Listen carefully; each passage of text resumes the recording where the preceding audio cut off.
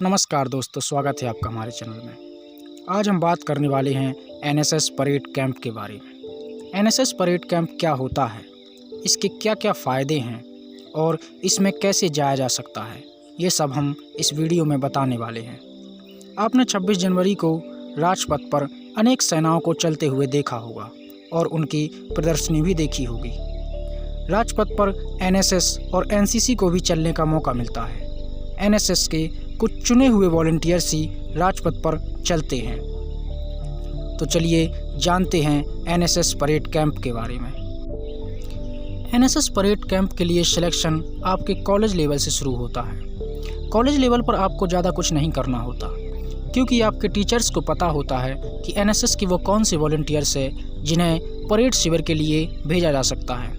इसलिए वो कुछ चुने हुए बच्चों को सिलेक्ट करते हैं और उनमें से जो सबसे बेहतर होते हैं उन्हें सिलेक्ट कर लिया जाता है।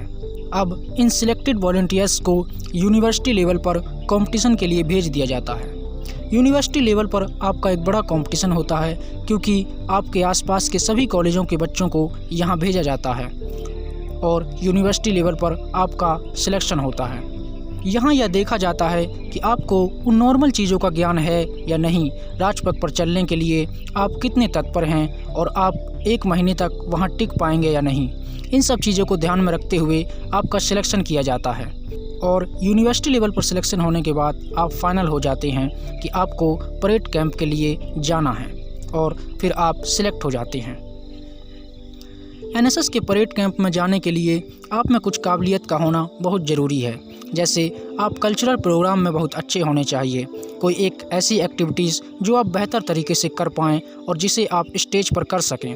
आपको अपने कल्चरल और अपने कल्चर का बहुत बारीकी से ज्ञान होना चाहिए और आपको सेना के बारे में भी थोड़ी बहुत जानकारी होनी चाहिए, जैसे सैल्यूट कैसे करते हैं, राजपथ पर चलने के लिए आप तैयार हैं और वहाँ इन सब एक्टिविटीज़ को ही देखा जाता है और इसी आधार पर आपका सिलेक्शन किया जाता है। जैसे ही आपका यूनिवर्सिटी लेवल पर सिलेक्शन होता है तो आपको बता दिया जाता है कि आपको किस दिन निकलना है और फिर आप परेड कैंप के लिए रवाना होते हैं। पूरे देश से लगभग 200 एनएसएस के वॉलंटियर्स को चुना जाता है जो एनएसएस के परेड कैंप में जाते हैं और सभी लोग दिल्ली पहुंचते हैं। यह कैंप दिल्ली में ही लगाया जाता है और जहां 1 जनवरी से 31 जनवरी तक यह कैंप चलता है। यहां आपकी ट्रेनिंग भी होती है और आपको सारी एक्टिविटीज़ कराई जाती हैं जो कि 26 जनवरी के लिए आपको तैयार करते हैं। दिन में आपकी ट्रेनिंग होती है और रात को आपको कल्चरल प्रोग्राम कराए जाते हैं। सभी स्टेट के वॉलंटियर्स होते हैं जिनमें सभी स्टेट्स को अपना कल्चर प्रोग्राम दिखाने का मौका मिलता है। यहाँ पर पूरे देश भर से वॉलंटियर्स होते हैं। 200 स्टूडेंट्स जो पूरे देश की मिलीजुली संस्कृति से आते हैं और एक दूसरे को जानते हैं और पहचानते हैं, अपनी संस्कृति को दूसरे स्टेट के वॉलंटियर्स के साथ साझा करते हैं और उनकी संस्कृति को सीखते हैं। यहाँ सभी को दिन भर ट्रेनिंग दी जाती है और रात को कल्चरल प्रोग्राम करने का मौका दिया जाता है। यहाँ आपको अपने स्टेट की संस्कृति को दिखाना होता है, जैसे आपके लोक नृत्य हों, लोक गीत हों जो आपकी संस्कृति और आपके राज्य से जुड़े हुए होते हैं। यहाँ पर आपको डांस, गीत, संगीत, नृत्य आदि सभी को दिखाने का मौका मिलता है और आप अपनी संस्कृति को खुलकर लोगों के सामने रखते हैं, जिसे पूरा भारत देखता है। 1 जनवरी से पूरे 25 जनवरी तक आप खूब मस्ती करते हैं। दिन भर आपको परेड कैंप के लिए तैयार किया जाता है, जिसमें आपको कड़ी मेहनत करनी पड़ती है और आपकी प्रैक्टिस कराई जाती है राजपथ पर चलने के लिए।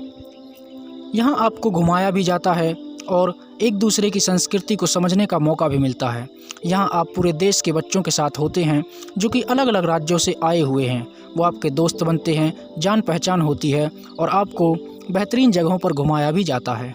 इस कैंप में भी आपको वही सारी एक्टिविटीज़ करनी होती हैं जो आप स्टेट कैंप में करते हैं।